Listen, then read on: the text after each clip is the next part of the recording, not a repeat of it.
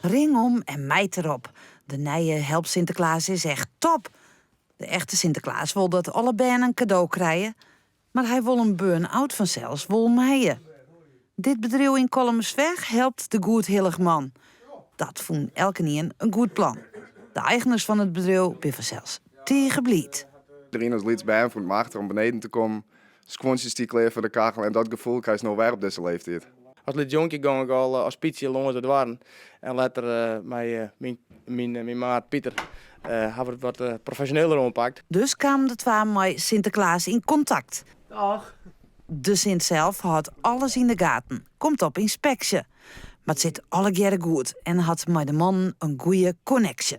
Ja, ze komen eigenlijk bij mij en dan controleer ik even van, lijkt het een beetje op mij? Kan ik het verschil zien? Nou, meestal dan twijfel ik van, ben ik het nou zelf of ben ik het niet? Dus dat betekent dat ze zeer goed werk verrichten. Aanst hebben bliere gezichten.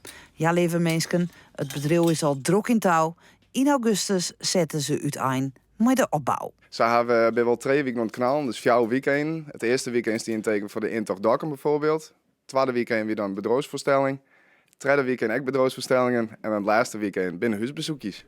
Binnen Friese bijen wel een beetje leeft dit hier. Ja, hier in Friesland zijn ze altijd uitstekend lief. Ze zingen fantastisch, ze zingen ook heel veel. En af en toe komen er ook Friese liedjes voorbij en dat is erg leuk om te horen. Is de boy, Sinterklaas?